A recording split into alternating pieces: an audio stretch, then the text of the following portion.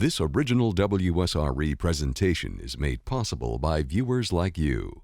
Thank you. Funding for this program is provided by the Santa Rosa Island Authority, located on beautiful Pensacola Beach, Florida, featuring a wide variety of shopping and entertainment venues, fresh from the Gulf seafood, spectacular lodging, brilliant white sand beaches, and wildlife encounters. Pensacola Beach, waiting for you and your family to explore.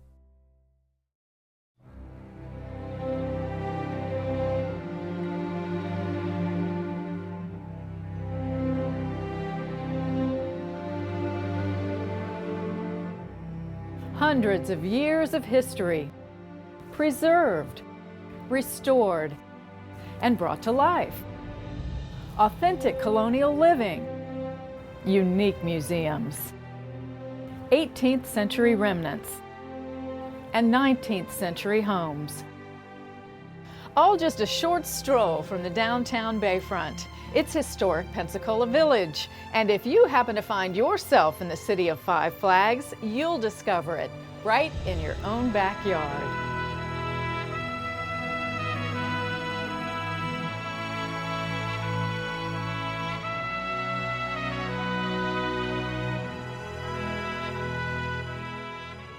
This is probably a jewel in Florida that a lot of people don't realize exists.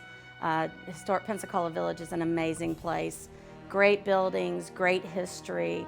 The fact that we had Five Flags fly over the area. The fact that you've got archaeology. You've got the bay right across the street from me. You've got these great historic buildings. You've got the T.T. Wentworth that used to be Old City Hall. I mean, it just is just a wealth of knowledge and heritage that we can teach to not only our children, but to our visitors, to our local people. When we get visitors here and they come for the beaches and they come for the various other things, we constantly hear from them is, oh my God, we never knew this was here. This is like the best kept secret in Florida. We had no idea. You have 450 years of history. We have no idea that there was a downtown, thriving downtown with all this culture. Our village is an incredible experience. I mean, you walk in the door and you see how a person lived in that time period. We are very unique in that we interpret over 450 years of history. And when you come to our village, you really feel that history because each and every one of us are very passionate and we love our community. So when you come here, we love to tell you how old we are. We love to tell you all about the wonderful things we do here. If you're a visitor to Pensacola, most likely you've come to vacation on its snow-white beaches, or perhaps to see the world-class museum on board Naval Air Station Pensacola. If so, you may not realize you have also arrived at America's first settlement, whose heritage has been remarkably well preserved, restored, and interpreted in a pedestrian-friendly complex of museums and historic homes and structures. We manage 28 historic properties in downtown Pensacola, 34-acre archaeological site in Arcadia, which is in Milton, Florida. And of those 28 properties, a number of museum complexes and a number of other historic properties that we put back for public use. When you come to Historic Pensacola Village and purchase a ticket, we have a 4-building public tour. The public tour is at 11, 1, and 2:30, Tuesday through Saturday. That 4-building tour actually goes from 1805, it's a Creole cottage. We wrap around to an 1871 Victorian home called the Door House. Then we go to our 1832 Old Christ Church, and then we end up at an 1890 Victorian home called the Lear Rocheblave House. The French Creole-style La Vallée House provides a fascinating look at Pensacola's early history as a Spanish colony. The home is the first of several featured on guided tours of historic Pensacola Village. It was built in 1805 by a man named Charles Lavallee. We actually interpret it as a duplex because when it was built, we believe that a lot of folks who were coming from the Louisiana Purchase came as an influx into Pensacola and our population actually grew. So Charles Lavallee and his business partner Mariana Bonifay built this house, and actually several families can live in the house. So when you walk in, you only see one side of the home. The other side is for our living history interpretive side, and all of the artifacts in it are original to the time period. You get to see all the items that are on exhibit because we try to interpret them as to how it was in that period. But you're walking on the floors that those people walked on. You're going into the kitchen that was used by that particular person.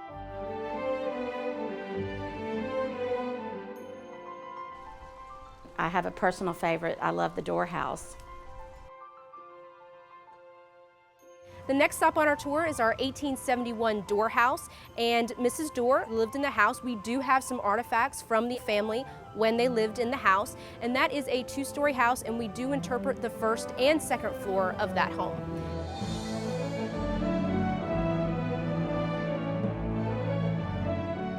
You're seeing how they ate dinner. You're seeing how they lived, what their bedrooms were like. I mean, it's like the best of all worlds. A museum is great when you walk into it and you see display cases, but walking into a historic house is even more exciting because you get to see it in the way it was. Old Christ Church, completed in 1832, is listed on the National Register of Historic Places. Built of brick and plaster in the Norman Gothic style, it's one of the oldest churches in Florida, and it's the third stop on the guided tour of historic Pensacola Village. It's the oldest masonry church structure in the state of Florida, still on its original foundation, and it is set up as it would have looked in 1879. People just are in awe when they walk in the church, so we always encourage everyone to come down and see Old Christ Church. And then the last stop on our tour is our 1890 Lear Rocheblave house. And we do have several artifacts from the Rocheblave family inside the house as well. They were kind enough to donate those to our organization. And so when you go into the Rocheblave house, we interpret that home 1890 to about 1910.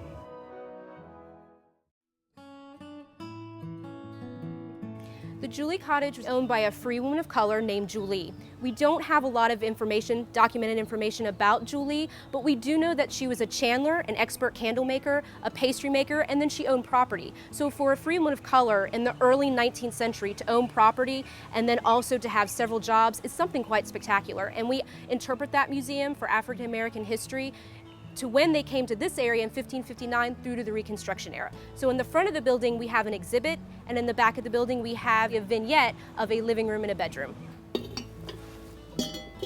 We have people in costume doing living history, and you get the feel of really stepping back in time. Here at Historic Pensacola Village, we have several living history programs. Living history is essentially trying to bring history to life for the viewer by showing them how people would have lived and survived back in the 18th, 19th century. In our village here, we have several homes that are from 1805, and that's the time period that we primarily interpret. The Lavallee House, the Julie Cottage here, and then behind it, the Tivoli House, which is actually a reconstruction. But they're all 1805, and that would have been the last Spanish period when the Spanish were here in Pensacola. For our school kids, we have a program that we call Colonial Survival. And what this entails is the three main things that one would need to survive. Food, shelter, and water. That hasn't changed too much over the years. We talk about water sources being scarce, especially water that you could actually drink. We talk about how they would gather wood, chop down trees to build homes, and we talk about cooking. We're outside our new Colonial kitchen house right now, and we've got a roaring fire going on inside. The key to colonial cooking is a good fire. You want to have a nice white hot bed of coals to cook on. To start a fire, you would use the materials that I have here in front of me. We demonstrate this for our school tours and all of our guests. The major tools that you would be using is this steel striker and a piece of flint rock. That's what's going to cause the spark. You're also going to use a material called jute. Jute is a fibrous material that comes from a plant. It's kind of a cousin of the flax plant, and it kind of has the feel of coarse horsehair. It's very flammable, and in order to catch that spark, we're going to use a material called char cloth. Char cloth is made from an old garment that maybe can't be patched anymore, has too many holes in it, and you'll cut them up into squares, and you'll put them in a little tin like this, and then you're going to stick that in the fire until you see smoke start to come out of the holes. Once you start to see it smoking, you know that it's close to being done. You have to stay up on your char cloth production because that's the key to making a good fire. So I'm going to try and attempt to get a spark to land on this char cloth. It'll burn slowly, and then I'm going to add some oxygen to the fire, picking just the right flintstone and piece of char cloth is essential.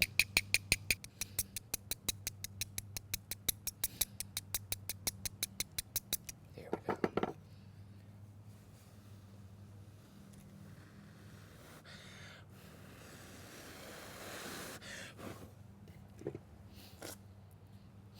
And then you would have your kindling already and your logs in the fireplace. You would just transfer this right in there. Once you get the fire going, you want to keep it going all day long. So what we're representing right here is the laundry program. Now, of course, the laundry would have been a daily household chore for women, but a laundress was also a paid position that would follow the American armies, particularly as in the War of 1812. At Historic Pensacola Village, we thoroughly research our programs. The thing that's the most valuable about living history is the fact that there's a direct connection with our audience. And I think it makes an impression on our visitors that even the best history book and the best museum exhibit can't really fully convey. The flagship museum of historic Pensacola Village is the T.T. Wentworth Jr. Florida State Museum. Built in the early 1900s, the Spanish Revival-style building served as Pensacola's City Hall for many years. I absolutely love, from working here and from visiting here, the T.T. Wentworth Museum.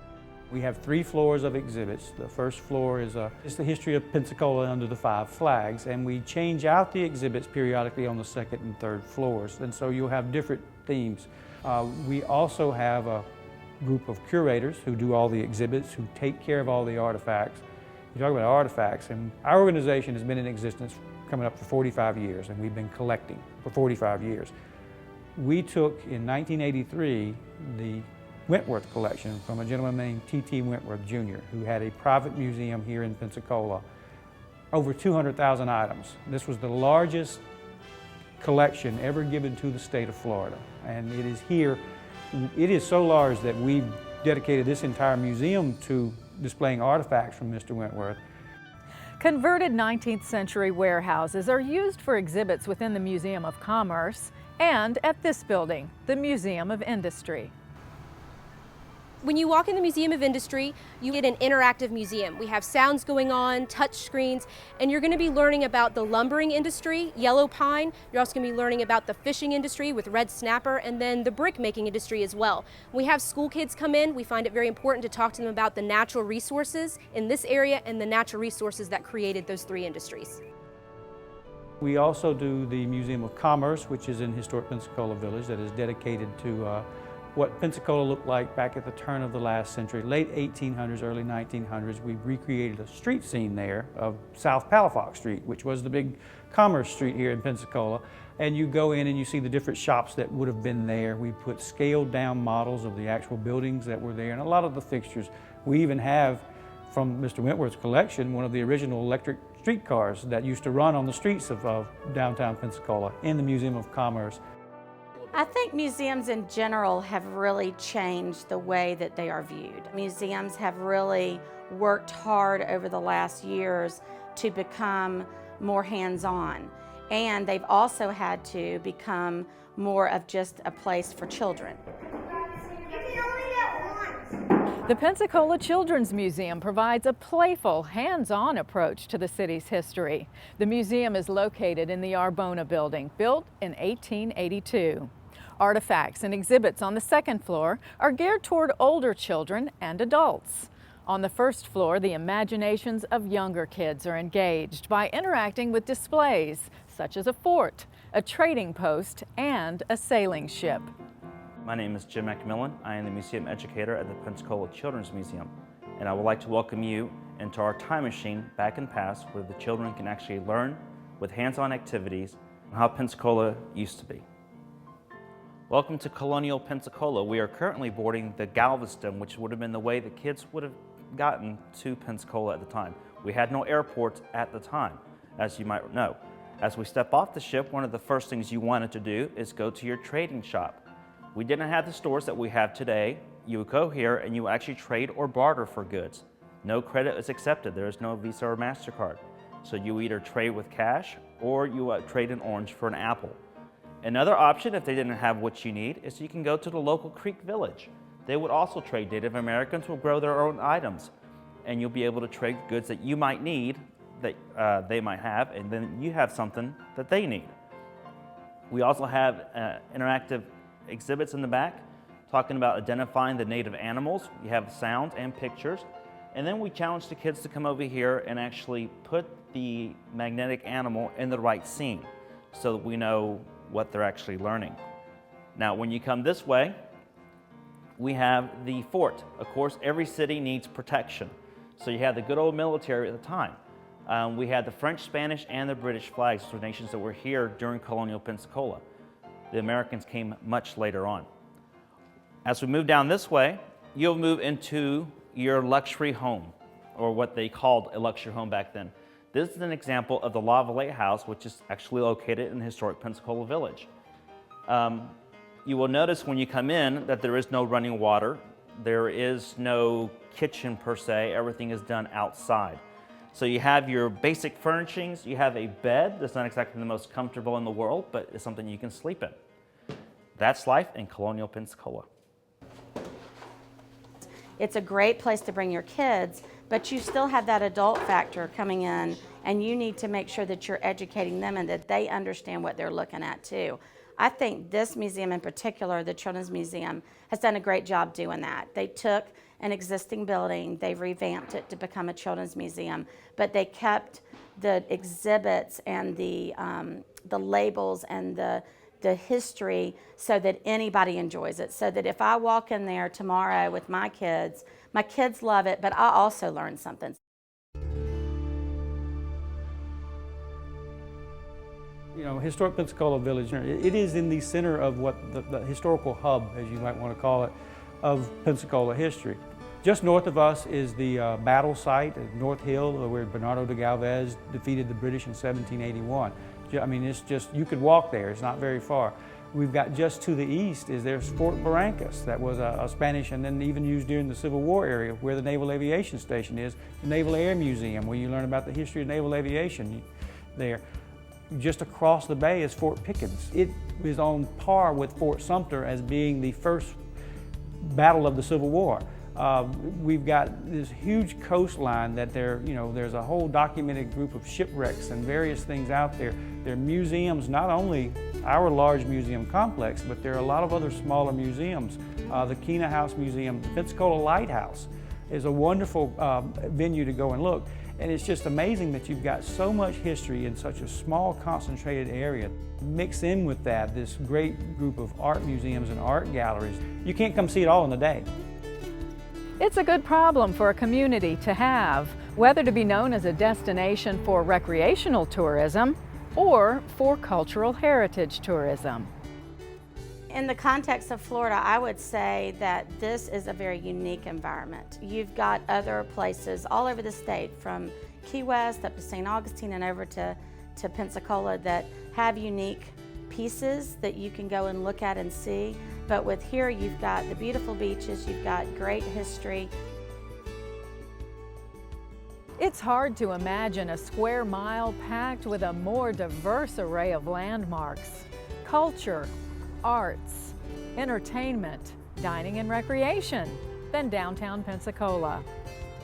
But when area residents come downtown, many are not aware of how much evidence of colonial European settlement is close at hand and even underfoot. You're sitting on top of a fort. I mean, literally, you can go out and look at the grounds and see our archaeology and see where we've come from. And a lot of places you don't get to do that. We have exposed archaeology that you can, and plaques that you can come and read and see what was there. We are sitting on top of what was the original Spanish and British forts here in Pensacola. To our west, which is Plaza Ferdinand, just outside the door of the T.T. Wentworth, and to our east, Seville Square, where they have a lot of wonderful festivals. Those were both the western and the eastern gates to the fort. And so our historic village is sitting on top of what was the historic British and the Spanish forts here. People need to appreciate and learn the riches of their own backyards. Randall Brockton is a professor of history at Pensacola State College. He has conducted educational tours of the city's historic districts for many years. Now, this fountain is a replica of the original fountain from the 1700s that is located at Plaza Ferdinand. What I find is very few people actually take the time to look at what the fountain actually has on it. These tell a story. This is the Blue Angels that have now celebrated over 50 years of existence. You walk around here and we are a bird sanctuary. There's birds. This tour, which began at the Fleming Fountain just south of Seville Square, included not only structures that are part of historic Pensacola Village, but also a variety of adjacent homes and buildings that are intermingled within the downtown historic district. And I want you to look at the pitch of that roof. We find both the Spanish and the French and the British utilized Austrian architects. The man who designed that home did so to make sure that snow would not accumulate on the roof. Leading his walking tours along streets named by Spanish settlers, Brockton shares his stories with expertise and enthusiasm. Dorothy Walton came here because her son George Walton Jr. was the acting territorial governor following Andrew Jackson's brief stay here. Who was Dorothy Walton? Dorothy Walton was the widow of George Walton, who actually signed the Declaration of Independence. The city of Five Flags is also known as the Deep Water City. Historic Pensacola Village is just a stone's throw from the bayfront. And in the case of the Barclay House and Gardens, it's right across the street. The oldest masonry building in the entire state of Florida. It's called Barclay House. I love the Barclay House. The Barclay House is probably one of my favorites because it sits right across from the bay. It's a beautiful yard. The buildings are done so well, and the fact that we are taking buildings that needed help and doing historic preservation, and we're doing them the way they're supposed to be done. Locals are generally aware that in the state of Florida, only St. Augustine compares with Pensacola in terms of historic significance.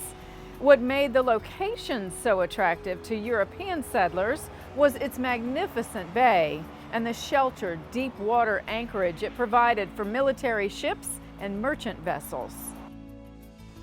Just to the east of the 3-mile bridge that links Pensacola to Gulf Breeze and the beaches on Santa Rosa Island, archaeologists have found the remains of the fleet of Don Tristan de Luna, wrecked by a hurricane in 1559. De Luna said the area now known as Pensacola possessed the finest port in the Indies. Why Pensacola? Well, they wanted a strategic place along the North American coast, but we had that natural deep water harbor. It was easy for them to bring the ships in. That port and that harbor has played a huge role in our history.